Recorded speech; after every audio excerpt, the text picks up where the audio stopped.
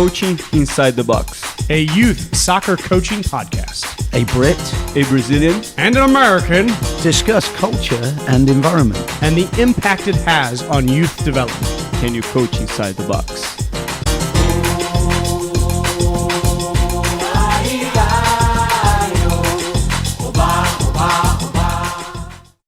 Hello and welcome back to Coaching Inside the Box, episode 23.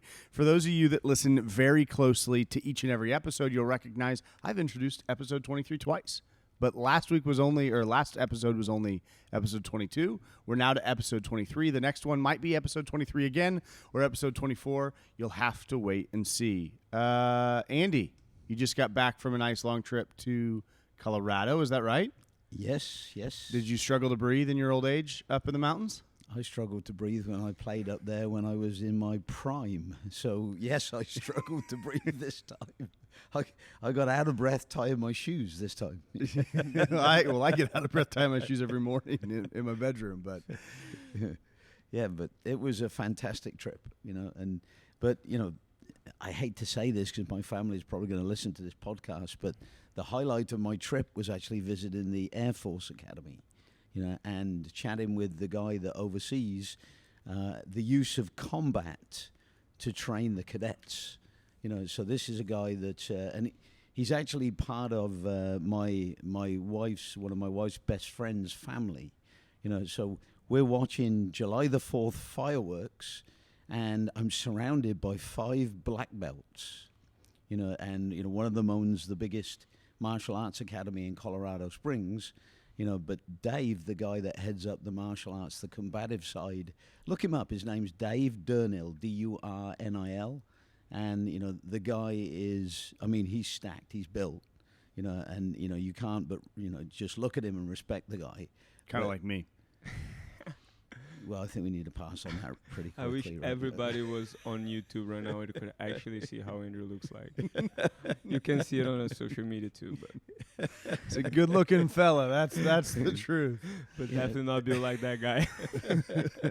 Well, Andy, we had some good memories over at Air Force Academy as a kid. I remember playing in the Pikes Peak Invitational. Those are some of my favorite youth soccer memories, to be honest.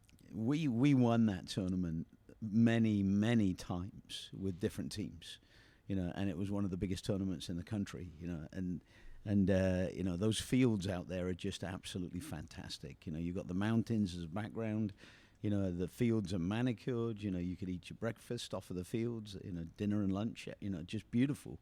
And it was just a highlight for, vacation, and combining the vacation with soccer. That was where I first whitewater rafted. Is out at the Pikes Peak tournament. Where did you second whitewater raft? Out at the Pikes Peak tournament.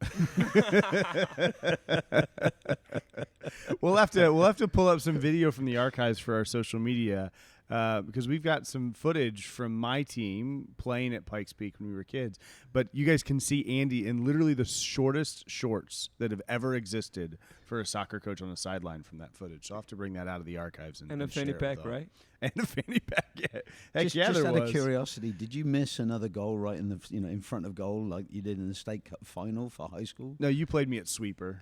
That's in that tournament. So yeah, I didn't get to shoot. After watching you shoot for years, I decided that we were probably a lot safer to put you at the back. You hadn't built the box soccer cards yet, right? That's right. I was just born too early. I'd have probably gone all the way to the World Cup and back had I had the box soccer cords. So. What, to clean the toilets?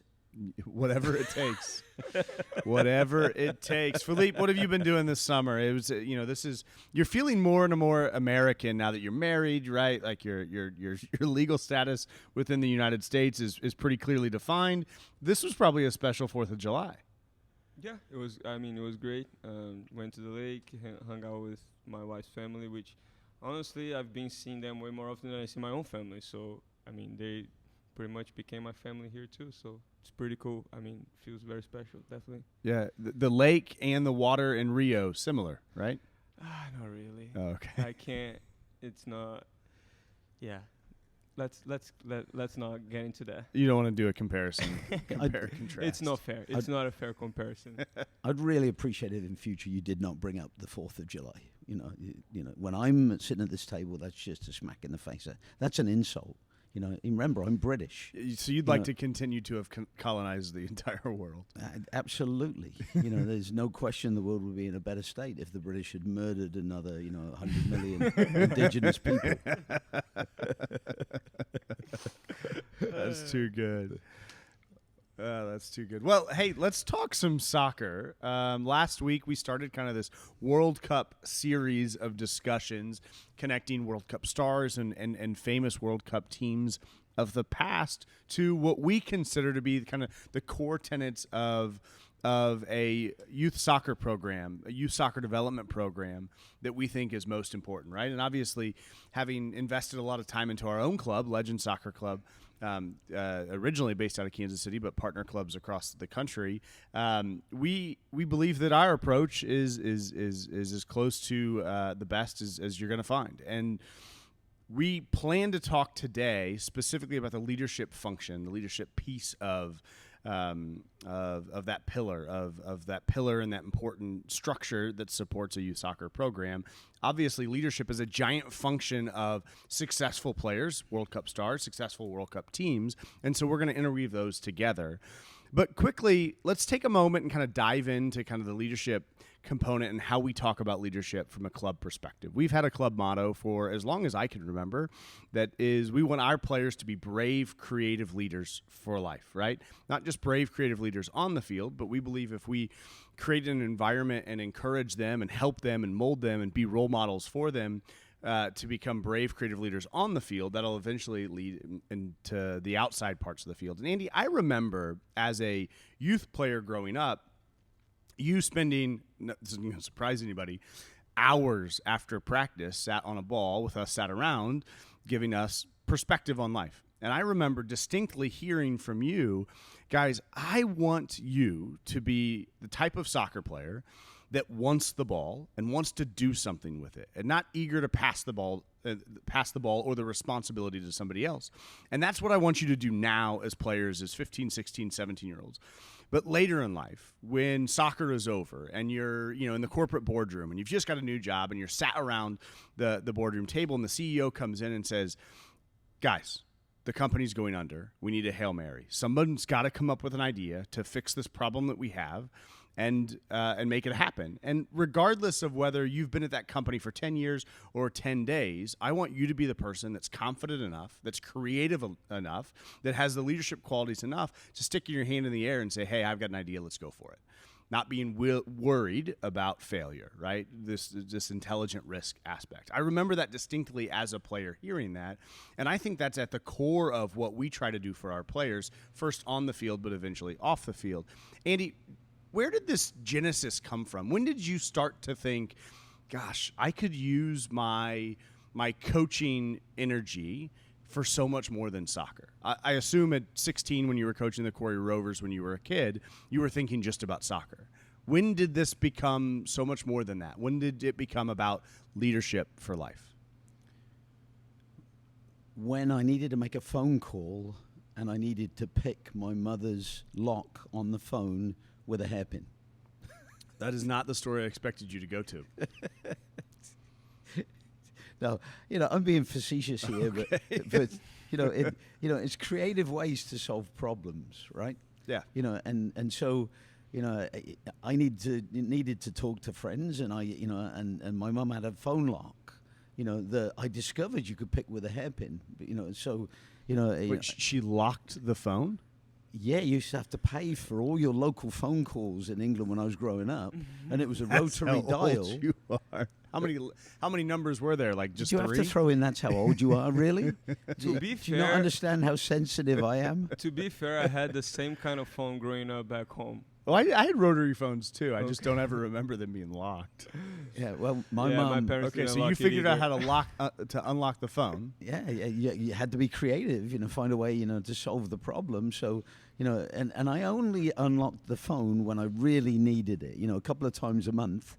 But when that phone to bill came organize in, a game. Who are you calling in? when that girlfriend, when when the phone bill came in, my mum would call up the telephone company and just rip them apart because she knew nobody could have made a phone call, and I'd be hiding up in my bedroom listening to her arguing with the person at the phone company. She never knew that I picked that phone lock. That's so funny. So that's when you came up with this leadership component of being creative in terms of solving problems. Well, it's just ragged edge stuff, isn't it? But I didn't really come up with the leadership concept. I was hit with a bucket of cold water while I was at phys ed school. Is that the story you're looking for? I was actually thinking you were going to share the John Cuttis story, but The John Cuttis story. That's a good one. Let's do that because John contacted us. Many years after Aaron had left the club. Aaron used to play for me. Seth used to play for the other guy I ran the club with at the time, Tom Mura, who's pretty well known on the national coaching scene with world class coaching. And so Tom and I were running the club, and two of they had three boys, and two of the boys played for Tom and I, and the third son didn't play with a Legends emphasis. So John came out of the blue just a few years ago, and he said, can I come up and chat with you at the soccer facility?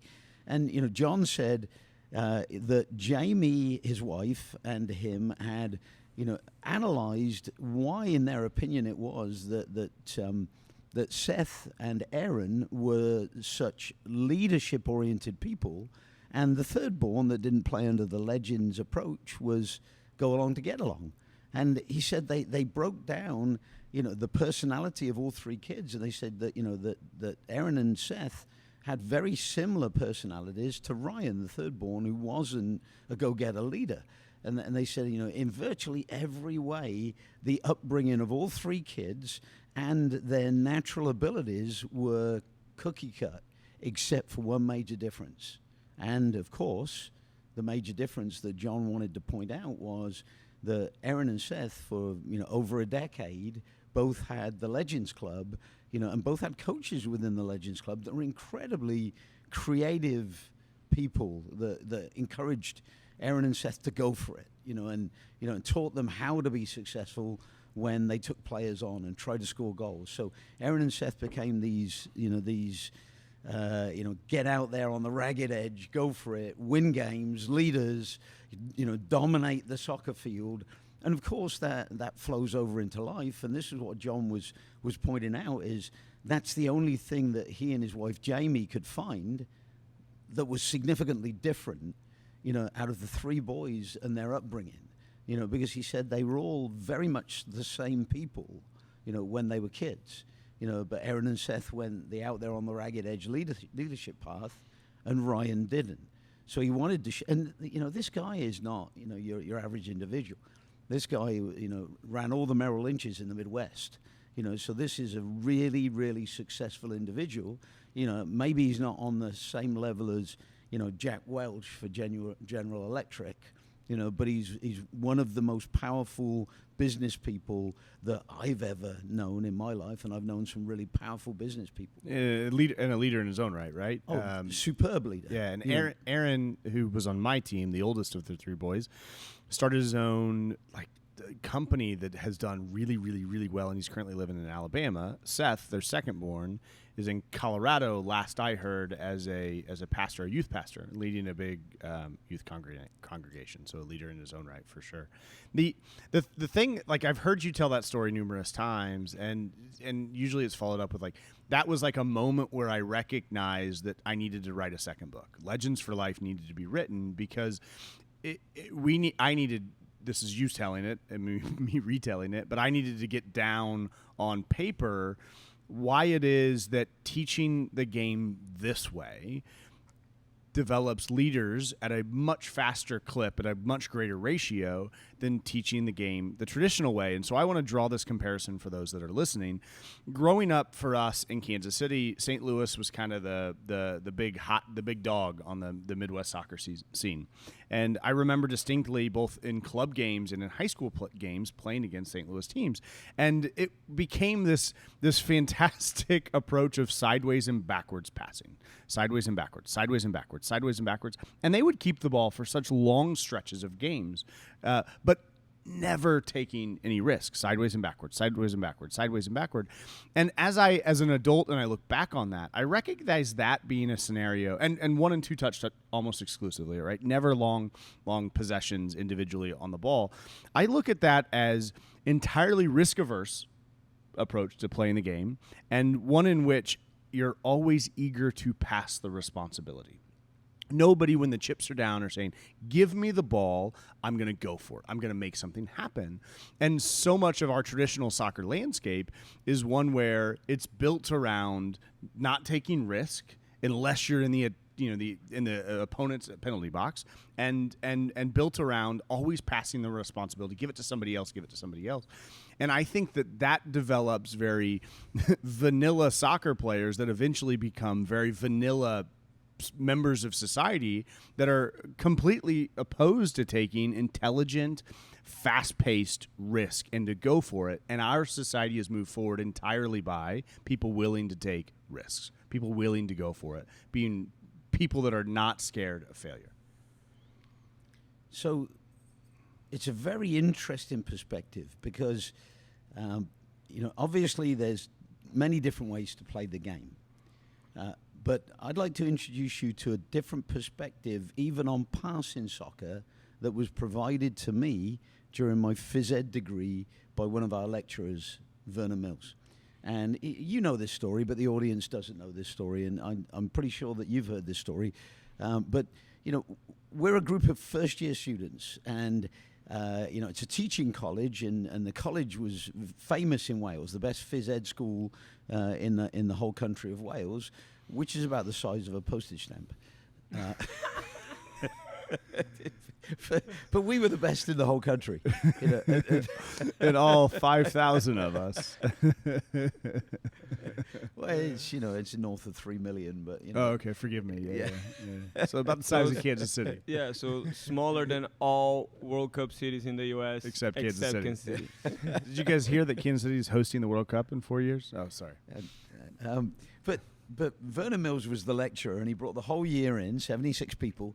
And he said, what we're going to do is we're going to evaluate the major components of sport. And so, we spent the first semester picking the major components of sport and ranking them. And then, we chose the first 15 components that we'd picked, because we probably discussed, 25, 30, 45, 50 components of sport, that were positive and negative, but obviously we're working towards the positive. And so in the end, we picked 15, and that was the goal, was to pick 15 components of sport. And what I mean by this is, strength, for example, speed, flexibility, but ultimately, the 15 components that we picked that we wanted to study and analyze, were boiled down into, the second half of the year, the second semester. We had to decide how to rank the 15 components that we had picked based on their importance in life, and so then it became a bit of a wrestling job, But while we were doing that, we also had to decide which of these sports.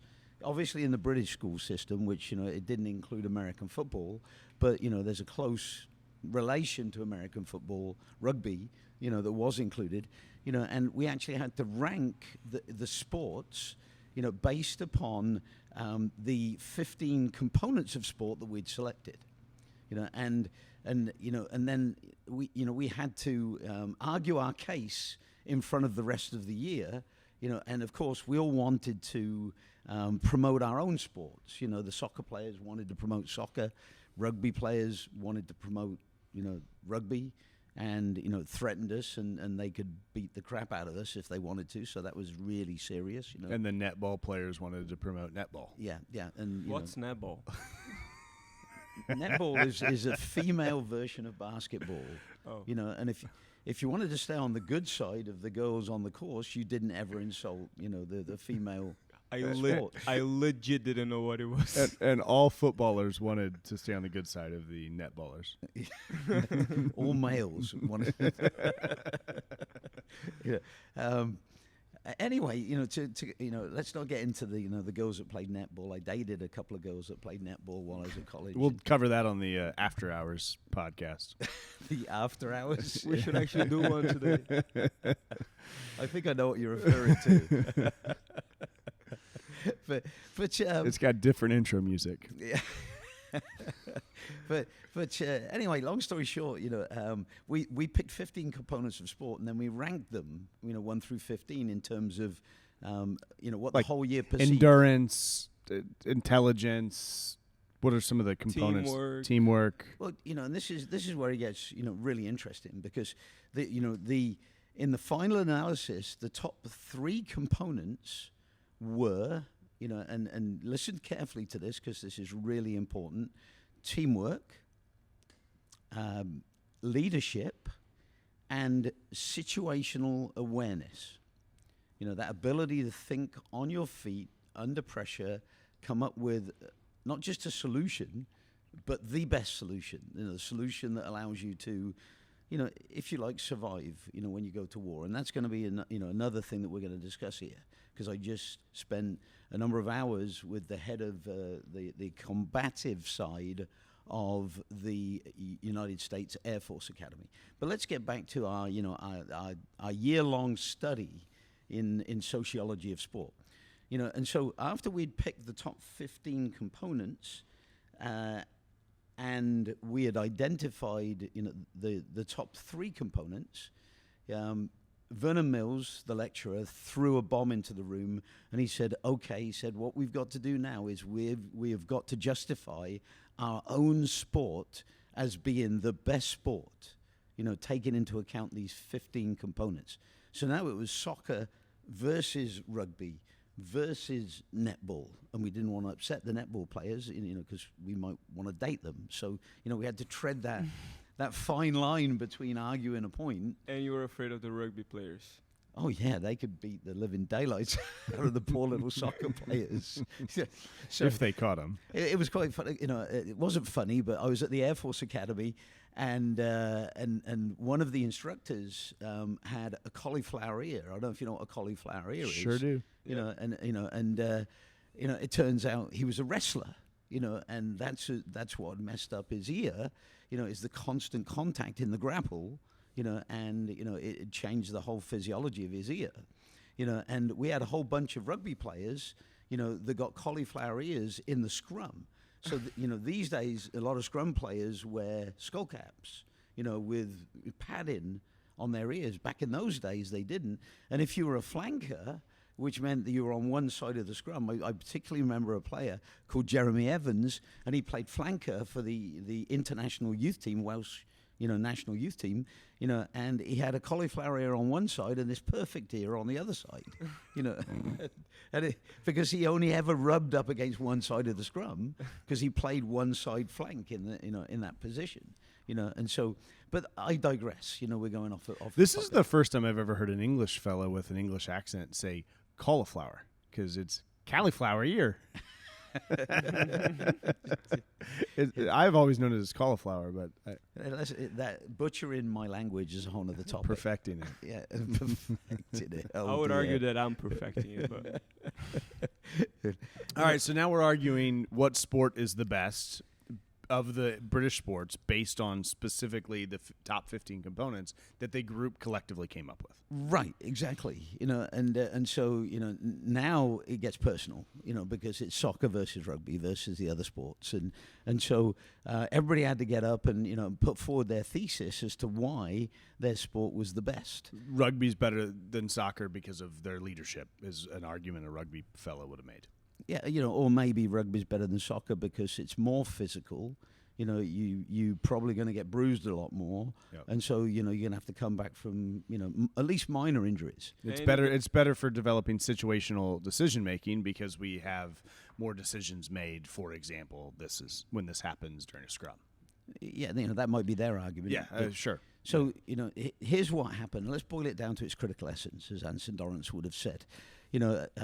At the end of the year, after discussing, some of these discussions almost turned into fights. It was only when I realized that rugby players are 3 times bigger than me that that I backed down, because I would have ended up bruised and blooded in a fight with most of the rugby players. And at the end of this second semester, we had to vote. So Vernon Mills prepared, a handout, kind of like political elections over here, and you had to check the boxes. So we checked the boxes based on Vernon Mills' handout. And, Vernon Mills being the lecturer, of course, and he came back the following week and he said, okay, drum roll, guys. And we all did the drum roll. And, and he said, for the 23rd year in a row, soccer is the number one sport. Of course, as soccer players jumped up, screaming and shouting and cheering. And then we ran like hell because the rugby players chased us out of the lecture theatre. But when we all got back together, Vernon Mills pointed out that, soccer has this amazing homogeneity of leadership. And so you take those 3 the most important components. Well, soccer has an absolute plethora of those moments. So you've got that leadership moment where you're the player in possession of the ball, you're the quarterback, and you've got 10 teammates that would like the ball, maybe with the exception of the goalkeeper, but everybody's screaming and shouting at you, and you've literally got the whole game in your hands, and how you go is how the team goes. If you make a wrong decision, we lose possession, the other team might score. You do something incredible, we might score. And there's everything in between, a simple pass, etc. So that leadership component is huge in soccer. But then the teamwork component is also huge. And you might be an American football fan, but there's not a lot of, individual leadership in American football. Who gets to be the leader in American football? Quarterback. Quarterback. The quarterback. And they get the ball on every single snap. That doesn't happen in soccer. Even Diego Maradona had to, only get his fair share of possessions. What he did with them was incredible, exceptional, but he got his fair share. But there's American football players that go through the whole game. I don't understand why they play it, to be honest, because they go through the whole game, and what don't they touch? The ball. The ball. I mean, come on, guys, wise up. You're playing a game, the central component is the ball, and most of you aren't even touching it for the whole game. It's ridiculous. It's absolutely, the concept of American football is most of the players don't touch the ball. So, how can you be a great leader, if you don't actually have the key thing that defines your ability to lead? You're a soldier. You're a foot soldier, yeah. Yeah. You're cannon fodder, for the big guys, the quarterbacks, the wide receivers. And for all of the offensive linemen that follow this show, Andy lives at Rugby players. Guys, players. I just want to say to you, offensive line out there, I know you're not dumb. You just got fooled into thinking that it was a good game to play. And so the blame isn't on you. I'm not blaming you. And so please don't come around my house. But we'll put Yeah. together a heavyweight over 30 soccer team, and Andy's going to coach it. So we'll teach you the drag Maradona. As a little aside, I used to coach one of Will Shields' kids, and Will Shields was, all everything, and he For the was Chiefs, yeah. yeah, lineman, soccer god, and Will had lost a lot of the bulk by the time I coached his kids, but he was still huge, just a massive unit, and nicest guy you'd ever wish to meet, but just a massive, frighteningly massive unit, and so it's a different beast. So let's look at the components that we decided as a group with 1, 2, and 3, one being obviously teamwork, one being leadership, and the other being situational awareness, and we've dealt with the leadership approach in as much as, soccer is very fair in terms of sharing out the ball. So you get the opportunity to be the ball carrier, to be the quarterback. Everybody on the team gets an opportunity to somewhat of a relatively equal degree in the game to be that quarterback, and so we're all fairly homogenous in terms of the opportunity to do things with the ball. So it's a great sport for leadership. Obviously, because of that, it's a great sport for teamwork. But the situational awareness is the thing that I really like to focus on, because in soccer, it's the most open of all sports. The most open of all sports means it has the greatest number of variables. Mm-hmm. You with me? No, 100%. Yeah. So when you get the ball, I can literally kick the ball 50 yards up into the air if I want.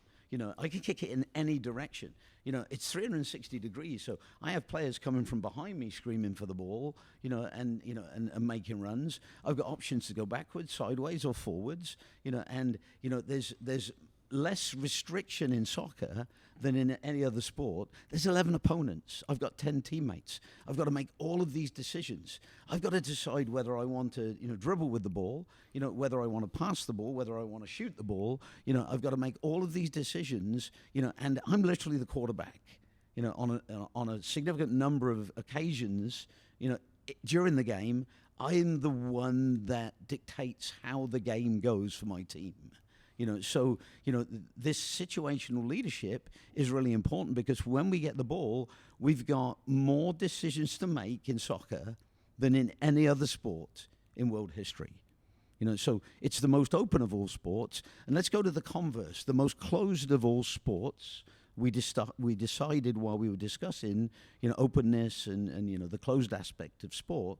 What would you think is the most closed sport? Cross-country skiing. Yes, it is. And, Wait, really? I wouldn't have got that up front. In those days, we didn't do it in England, so it wasn't even on our radar. But when you do cross-country skiing, you're basically on your own. It's you versus the snow, and you're literally wrapped up. You can't even communicate with anybody. You're wrapped up against the cold, and it's just you plowing forward on your skis, and basically trying to beat the clock, to get to your destination. Because they don't race against each other; they race against what they perceive to be the time they need to get in order to win. So it's a totally isolated sport. And you can't do anything in terms of interacting with anything but the landscape and your skis on the way. So we decided that was the most closed sport, and soccer was the most open sport. Well, inevitably, if we've got the most open sport in world history, then our leadership component, if we've got the ball, has to be massive. And if we're sharing the ball evenly, then everybody gets to access to the leadership. Exactly. Yeah. So and this was a revelation, because I had never known that we being soccer players had the best sport. I just loved it. But when Vernon Mills revealed that my sport, the sport I'd grown up loving, that my family loved, and played to a high level, was the number one sport, for solid intellectual reasons, it all of a sudden made sense that why it's the world's greatest sport. Are you following me? Because Sure. if it's got all of these components, you can be, a wide range of different individuals and still get a ton out of the game. So you don't have any speed, but you compensate with skill, and so you can bring a ball down, you can pretzel a defender with a quick move, make a great pass. There's a place for you in the midfield where your lack of speed isn't going to be exposed terribly, So you can have all of these deficiencies because the game is so broad, in its challenges and its expectations. There's a place in soccer for virtually anybody. So we've identified and made the case for why the sport specifically is the best sport, and specifically as well as it aligns to the leadership component, which is the topic of today's episode. But specifically, Legends soccer, or the way in which we teach the game, we would argue is the best method for teaching and developing leadership. And I think, before I pass it to you, Philippe, I think a point that I want to make is I think that a big piece of that has to do with the role that the way that we teach the game plays in developing self-concept. Right? Like a leader has to have a high self-esteem. A leader has to have a high degree of self-belief that they can do it. And I don't think there's a better way of convincing kids that they can do it than putting a ball at their feet and cheerleading them on the sideline to do these fantastic fakes and moves that deceive the opponent and create off of the dribble. Once a player can do that, right? Once they have this enormous self-belief in their ability to create off the dribble, then it's so much easier from a leadership perspective to believe that you can do anything else. And you're so much more likely to be, one, willing to take risk, but two, say, give me the ball, I can do it. I don't need to pass the responsibility on to anybody else. So why are you just looking at Philippe? I mean, you're not looking at the Englishman. Why? I mean, to let you know on a subconscious level that I'm going to let Philippe talk next. Wasn't what I expected you to say. And because he's Brazilian, and we're weaving this into the World Cup, right? And Brazil has won 5 World Cups, and I know Philippe has been chomping at the bit to talk about some of the greatest leaders of those Brazilian teams, and talk about kind of the components that make up their play and their leadership value, and how that relates to the success those Brazilian World Cup teams had. Philippe, do you see it the same way that I just presented? 100%. When you're talking about the passing soccer and sideways and backwards, all I can think of, it's for me, it's just beyond just passing the responsibility away. It's also a way of, let's wait to find an easy way out to solve this problem, because we are not willing to take the risk and actually go for it and try to solve it. So I'd rather wait and wait and wait to try to find the easy way out. But guess what? In soccer, sometimes you play a weaker team, you might find the easy way out. But in life, a lot of times you can't find the easy way out. The easy way out doesn't exist. So having the willingness to take full responsibility for it, and taking the risk, and deal with the consequences of the risk, transitioning defense, win the ball back, and then go for it again. That's, for me, I mean, the pillar for soccer, to become a great soccer player and a great leader on the soccer field. And I mean, there's nothing better than a sport, and as we just heard that fantastic story that is one of my favorites, soccer is the best sport to teach that vehicle. So but yeah, I mean, just and we're talking about soccer played the ordinary way. Yeah, not even the Legends way. Not even our way. Yeah. So we're talking about what Vernon Mills identified, is soccer played the English way, which, and I hate to say it. What are you giggling for, Philippe? Yeah, but let's be really honest about this. Soccer played the English way is terribly boring, and it hasn't been anything like as successful as soccer played the Brazilian way. And, whilst I love you as a person, I kind of hate you for that, Philippe. I'm sorry, but not sorry. I want to take a brief moment and overcome the objection that maybe some of our listeners are currently having or a gut reaction negatively to when I say passing the responsibility. A pass is a pass the responsibility. Like, don't be small-minded in perspective and think that I say anytime you pass the ball, you're passing the responsibility. There are fantastic passes that thread the needle, that are penetrating passes that create, and those are not passing the responsibility. That's putting the team on your back and saying, look what I can create for the team.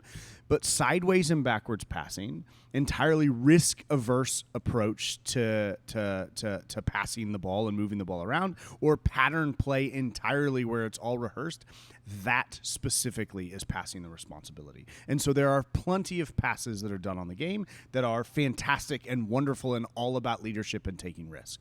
Those are the passes that we should be looking for more of, and the sideways and backwards pre-rehearsed patterns that exist entirely too much in this game, those are the ones that I'm being negative about when I say that it's about passing the responsibility. Well, it's accountancy versus being a movie star. You can move the X's and O's around, and the coins, the money around, and you're still going to be a little grey guy in a little office somewhere, and you're not going to be out there in society influencing things, and or you can be the star of the show, you can be, Tom Cruise, whether you agree with his religious views or not, you can be that absolute superstar.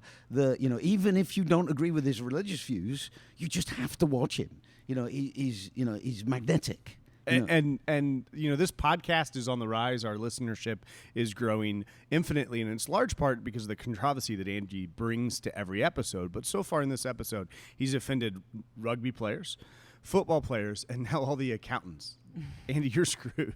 Have I not mentioned people that come from Raytown in Kansas City yet?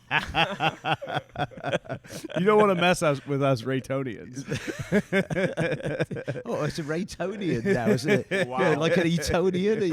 They're fancy. This is you're really trying to make your city of origin something other than its ugly roots, Well, right? let's just say that there will be an episode in Coaching Inside the Box After Hours that covers the after hours of Raytown at some point.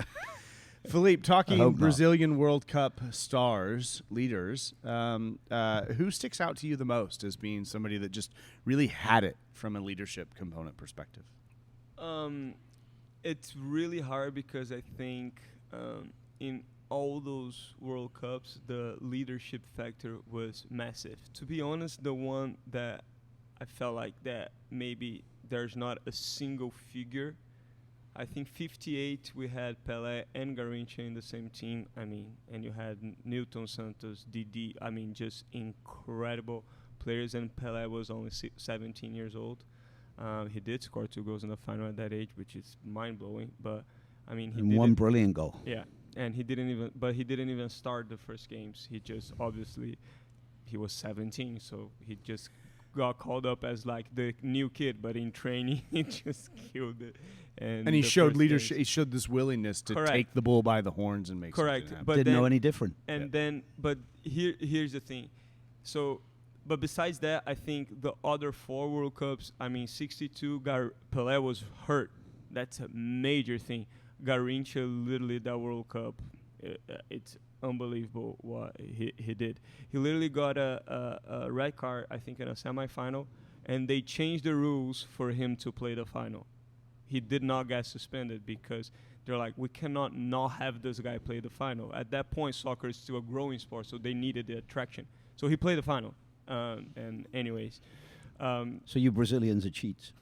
well, No, I've always no, looked FIFA, for let's some- not get FIFA is a cheat. Some Achilles heel. let's not get back to 66. Brazil's had it all their own way for too long. We've got to find Achilles heel to the Brazilian game. Let's not. So that's it. Let's not get back to 66. What happened in that World Cup final? But anyway, So you're going to rain on our parade, right? Our one successful World Cup, and you're going to rain on that one. That's cruel, Philippe.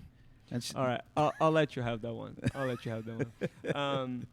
But I think there are 3 guys that stand out the most for me, and then one in particular. And the 3 guys are Pelé, Ronaldo, and Romario.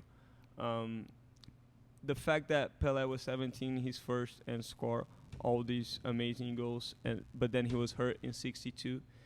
Then in 66, he got abused physically and got the crap kicked out of him in the World Cup and got hurt in the second game and didn't play the rest of the tournament. Then he comes back at 1970 and he's like the number 10, the captain. He just did everything. And he had a lot of talent around him, but he was the leader. He made the team play, and everybody knows what that national team did. And Pelé, his stories transcend soccer. He literally stopped a war. I don't remember what country specifically, but Santos or Brazil. I don't remember. At that time, they did a lot of traveling around the world for people to see Pelé. They would sometimes not play the local leagues and stuff, and they would travel around the world playing the Real Madrid's, the Benficas, the best teams at the time, for entertainment of the world.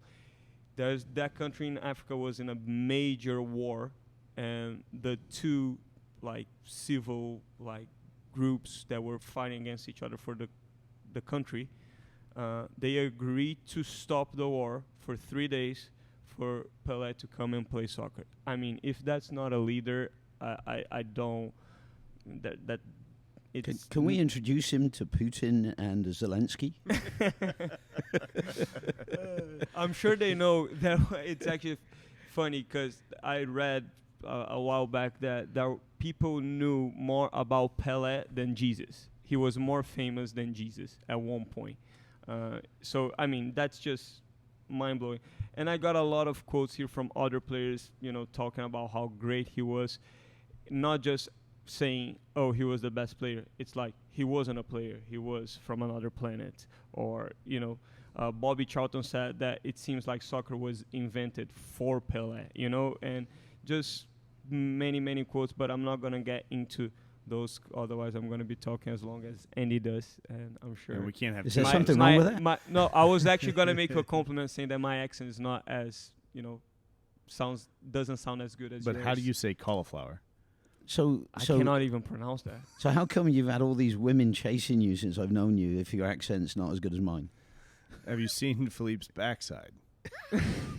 Wait, after hours episode content sneaking in again. I have to be honest, I've not looked at his backside. It's because you haven't played against him. When you play against him, that's all you see. It's not about the accent, it's about the content.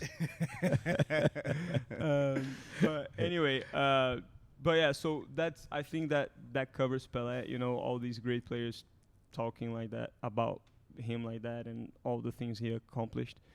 Then we go to Ronaldo, 2002. His story starts before that when 1998 he was the best player in the world. He was only 21, 22, but he had already won the Ballon d'Or. Everybody called him the phenom for all he did in Italy. And before the World Cup final, the night before, he has a seizure in a hotel.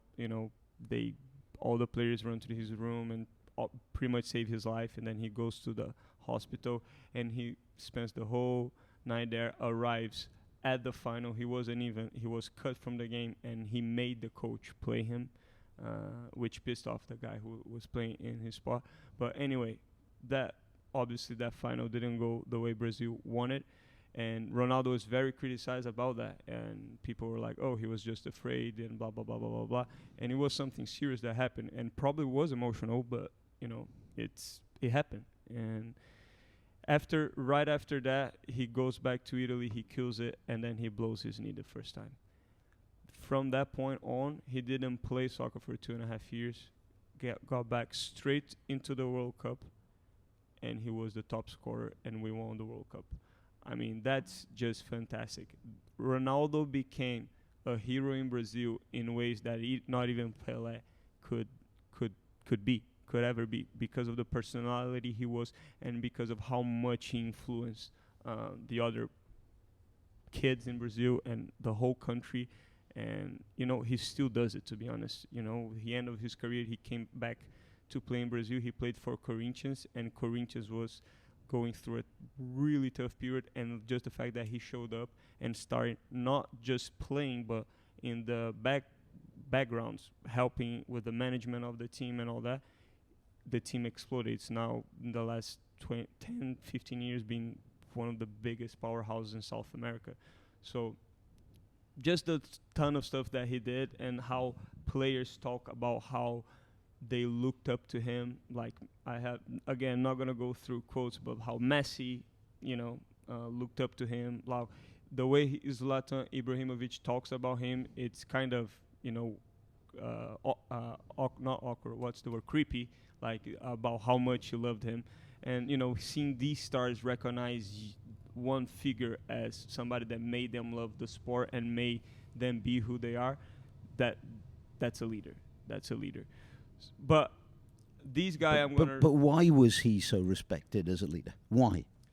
Because every time he was on the field, he took accountability for everything. He didn't ask for the ball, he demanded the ball.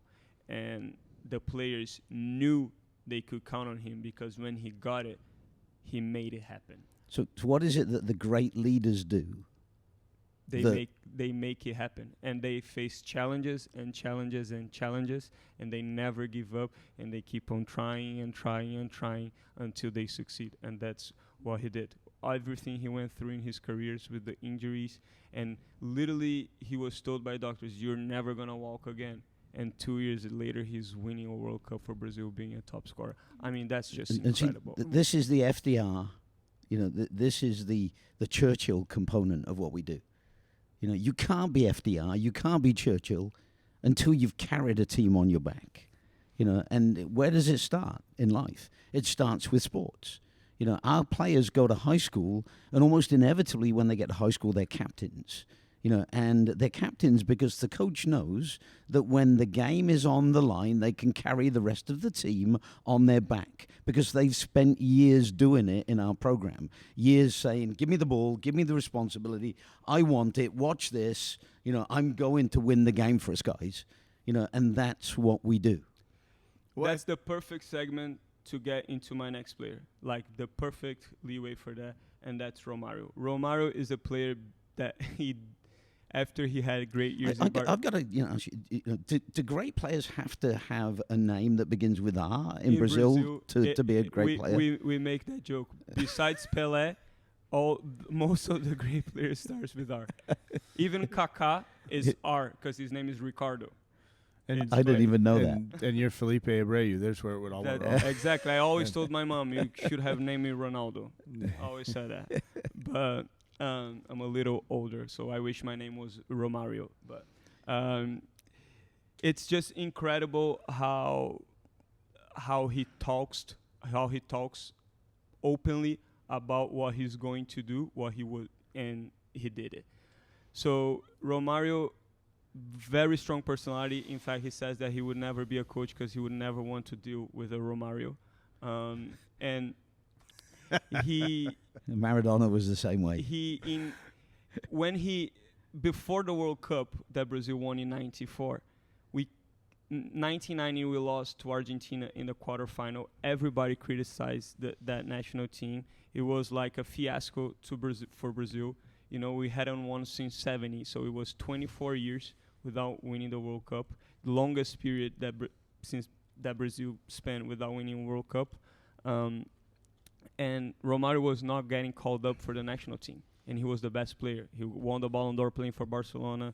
I mean, he was killing it in Europe, and he wasn't getting called up because he openly talked crap on the CBF, which is the entity that runs Brazilian soccer and the national team, about the coaches. He would openly talk about everything what he thought. He never backed down. But then See, that's the problem with you Brazilians. Like, you know, you don't even recognize this, but you really hurt my feelings just a minute ago. Because, you know, you said it was 20-something years since you'd won a World Cup. Do you realize it's been 56 years since England's won the World Cup? And you just stomped on my feelings. You didn't care. Yeah, you know, because I don't even put England on the radar for World Cup. Fair. Too harsh. But you asked a moment ago, like, what makes them a leader, or a question along that lines. And like, I think you can simplify it to leaders create, right? Like, as we look at what made Ronaldo a leader, what made Pele a leader, what made any other player that we've played with, that we've coached a leader, is leaders on the field create. Leaders off the field create. It's that that ability to create aspect that drives teams forward, that carries teams, that drives society forward, that carries society, that drives businesses forward, that carries businesses. And so from a coaching perspective, I think we can boil it down simply to, as we're developing players, as we're creating environments to develop players, are we creating environments, and are we focusing enough on giving players the tools to create and then the freedom in which to do it, to try and to fail? And if we are not, if that's not at the forefront of our coaching philosophy, our coaching structure, then we're doing it wrong. It's as simple as. So, and I would take this one stage further, because what you just described was players. You know, and what I'm going to, absolutely, completely, hopefully make our audience believe in is it's not about players, it's about people. You know, and I'm going to use my own daughter as an example. she was scared to death to come to me. I don't know why. After all the the ways in which I've just worked with her over the years, she enlisted one of my older daughters to. We went out to lunch because she announced at lunch that she was quitting college soccer. And I laughed because I knew something was up. They never take me to lunch. It's just everything's organic in our family. But this was arranged lunch. So I had a feeling that something was coming down the pipe, and perhaps it was that that she was quitting soccer.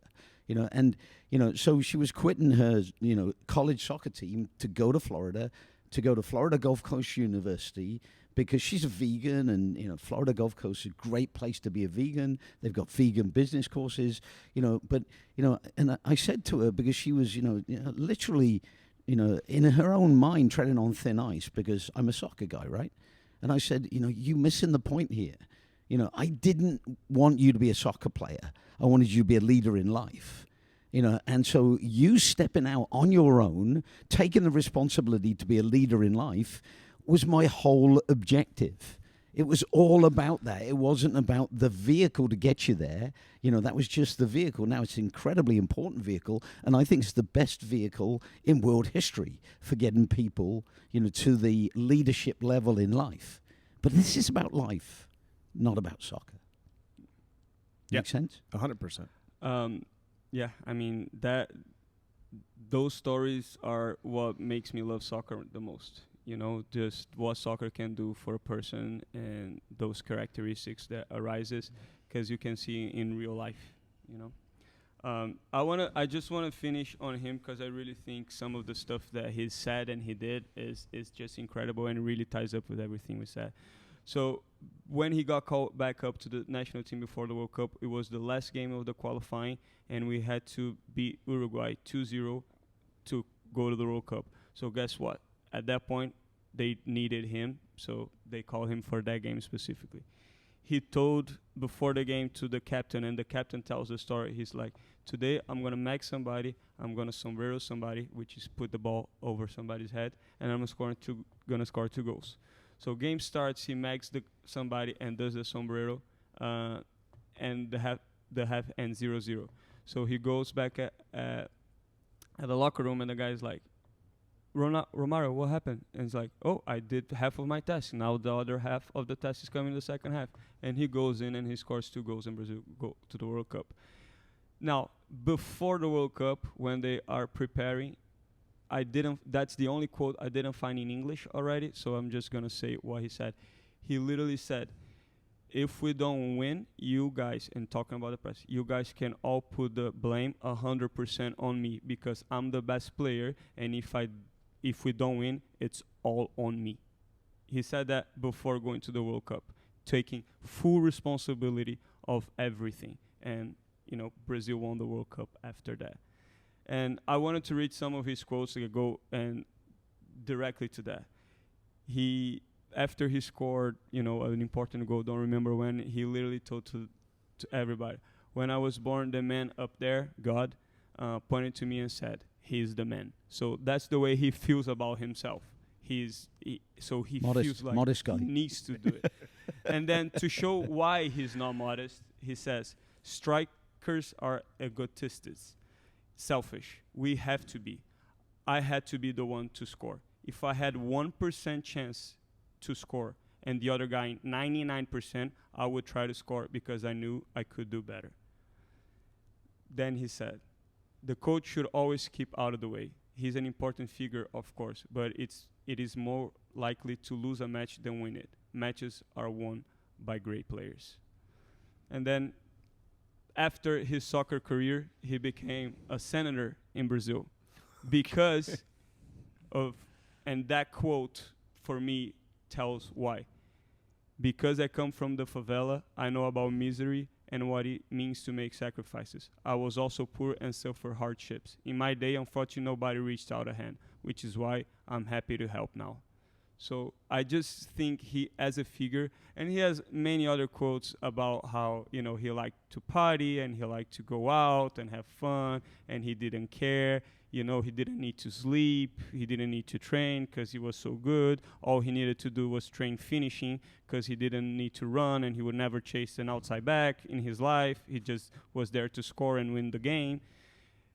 Not just that, but like every time he was always the one taking the responsibility fully. And even now, he got a daughter that has Down syndrome, and that's why he went to politics, because he saw that Brazil didn't do enough for those special kids, and he wanted to do it. So he became a senator and still is, because he wants to do it. He wants to help. He wants to be the leader. He saw a problem, and he, again, outside of soccer, politics, something that Romário didn't even go to school. So he studied so he could take the problem and solve it. For me, that's, beyond any kind of leadership that I've ever seen. So here's an interesting contrast.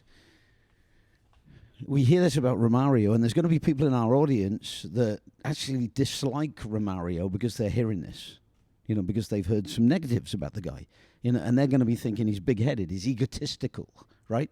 He said so himself. Yeah, and that's a negative, right? Well, do we want our kids to have great self-belief? So now, we use different language, and we say, we're teaching children to have great self-belief. It's actually making them egotistical, because the immature individual, Romário grew up, he had a child with Down syndrome, and and working with the learning disabled is what I was going to do for a career, before I was able to make a living out of soccer, and I still wonder if I made the right choice, especially working with you guys, but but egotistical people, as they become more mature, turn into wonderfully confident leaders in society. It's a process, right? So we want to make our players ball hogs.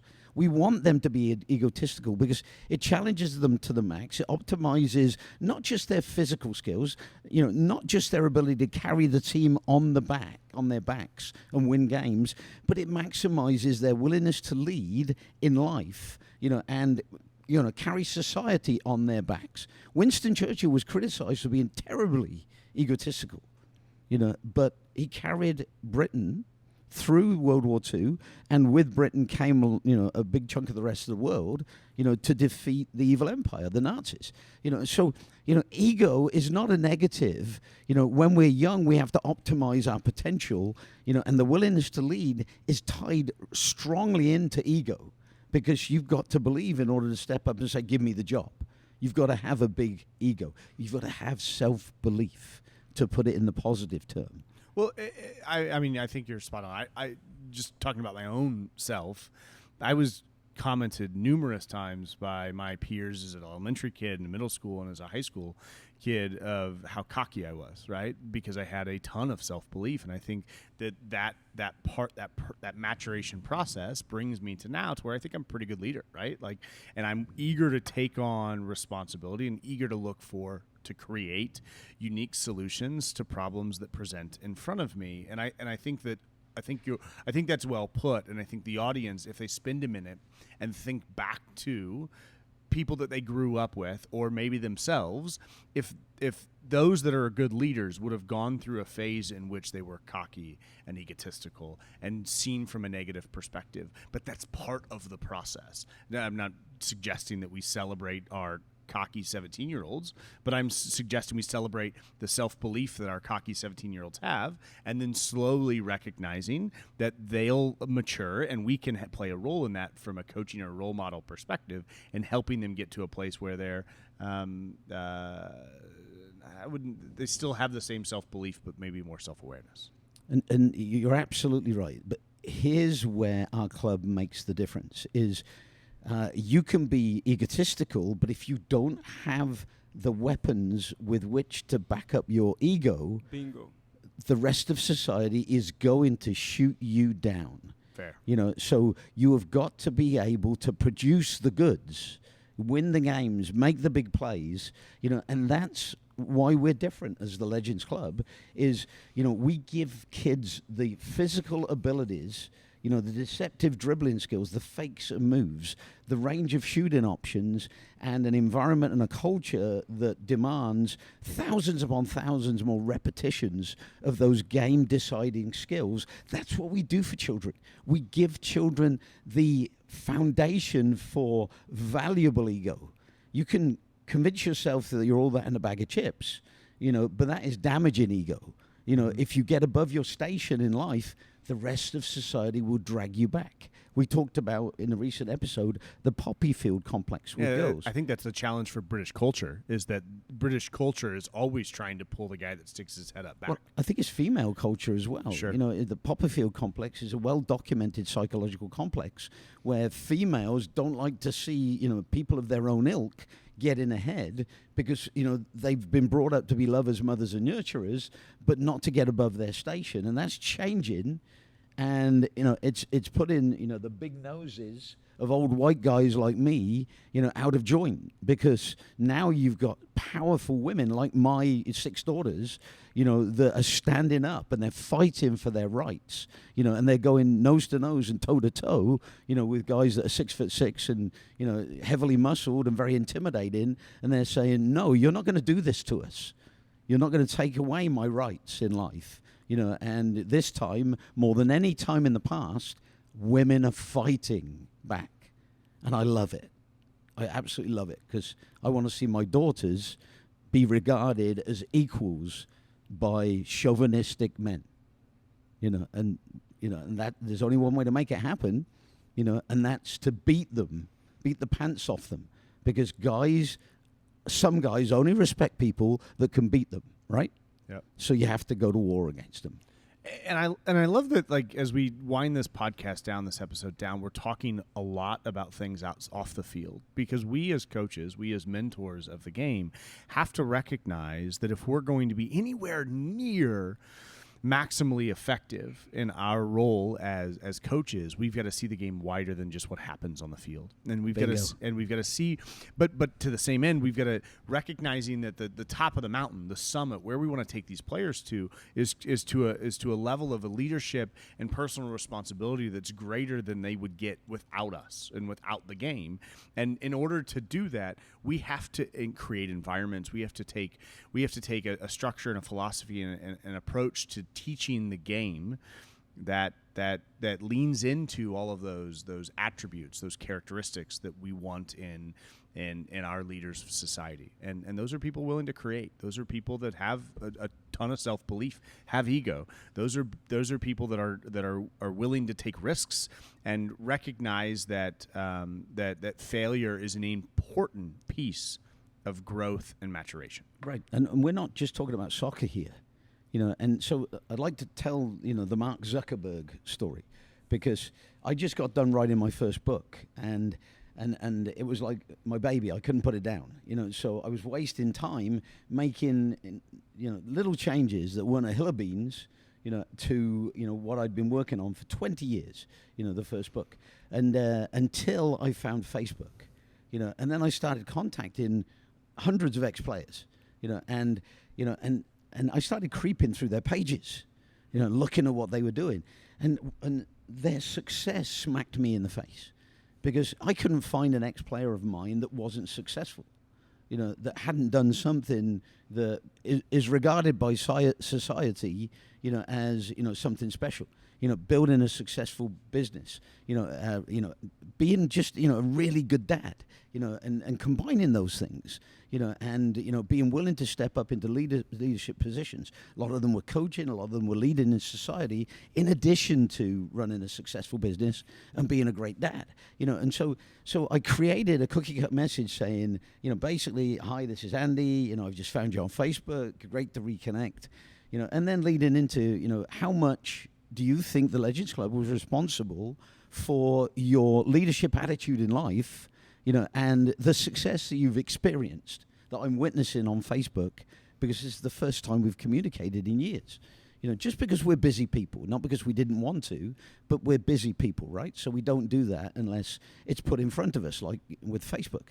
You know, and I got messages back from these guys, you know, are you kidding me, Barney? You know, I hear your voice in the back of my head, you know, telling me to go for it, you know, telling me to do more. You know, basically criticizing me for not taking the responsibility when I made the easy play. You know, even if we scored at the end of the, you know, 3 easy plays, 3 simple passes, you know, you'd bring us in at halftime and say, you were the one that made that first pass, that first easy pass, and you had a chance to beat 2 people and score. Why didn't you try and beat 2 people and score? You know, because it wasn't about winning that game. It was about developing that willingness to take on more, to take on more responsibility, to try and be great instead of being just good. Jim Collins, good to great. You know, so we're looking for the great, you know, not just the good enough, you know? And so what happened was I realized that, you know, there was a massive leadership component that I hadn't really recognized that goes way beyond what we do with youth soccer players. Because what we're asking our kids to do is walk into this cauldron, this competitive cauldron. You know, it's a public coliseum, you know, where you're a gladiator, you know, where, you know, symbolically you die if you lose possession, you know, and we're asking them to take these great risks, this symbolic death of losing possession until eventually they can beat people again and again and again because they took the risk, because they got out of their comfort zone. And it's not about the end result of the game. It's not about 2-1. It's not about 3-2. You know, it's not about whether you eke out a tie against a better team. It's about whether you go in there and every moment of every game, you're optimizing your capability. And everybody's doing it. So nobody is jealous of the guy that is successful. Because in our club, you know, it's a competition of excellence. We're all leading, we're all leaders, and we're all going for it. And we're all building our ego because later on in life, we know that if you build your ego when you're a kid, then you're going to be successful in life because you're not going to avoid the big challenges. You're going to welcome them. You're going to know that it comes with failure, and you're going to welcome for failure because you've failed upwards 1,000 times. Does that make sense? I've heard that halftime talk a few times, I think. No, it's brilliant. And one thing that he said that stuck in my mind is, you know, when you're that leader and you have that willingness to go for it in those moments, the one thing that I also think about is when you're that person, you're also able to handle your own failure. Because eventually, even in the passing game, somebody's going to have to shoot. If there's a PK, somebody has to take it. So a guy that is not used to taking that responsibility, when he has to take it, because it's the only thing that can happen at that point, and he fails, he doesn't really have the tools to handle it. Whereas the guy that has done it many times, tried many times, if he fails, he's fine. He knows that he's going to have it again, and he's actually more hungry to have that opportunity again and go for it again to try to do it. Where the other guy might be like, no, I'm not taking the PK. I'm not, you know, I don't want that. You know, I don't want the failure. I think you're 90% of the way there. But you used the adjective handle, right? What does handle mean? Handle means carry. Mm-hmm. You know, carry with you your failures. I'm going to change that adjective from handle to welcome, to celebrate your failures. Because who are the greatest successes in life? They are the ones that what? Failed big. Failed big, failed often, and rebounded with more power, which was from the knowledge of failure. You can't become a deceptive dribbler until you've lost the ball hundreds of thousands of times, taking people on, using fakes and moves, and figuring out what works. Well, we've figured out what works, so we can shorten that learning curve to an incredible degree. We've created an environment that puts them under the pressures they need to be put under in order to shorten that learning curve to an incredible degree. We've created the culture, you know, that promotes everybody shortening that learning curve to the greatest degree.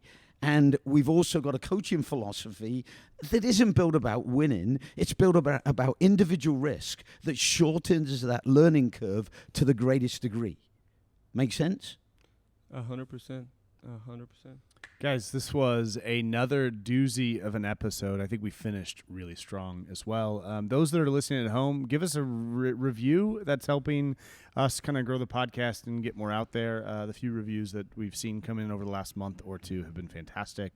Find us on any social media channel you like, including TikTok. I just started a TikTok for us a couple days ago, and so that should be fun. It'll have good content from some of these episodes that we're creating, but it'll also be a opportunity for me, since I run it, to take a piss at Andy and Philippe from time to time. So give us a follow, keep joining, share the word, and we appreciate you more than you know. Andy, Philippe, great stuff today. Thank you, guys. Thank you. Adios. Coaching Inside the Box. A youth soccer coaching podcast. A Brit A Brazilian And an American. discuss culture and environment. And the impact it has on youth development. Can you coach inside the box?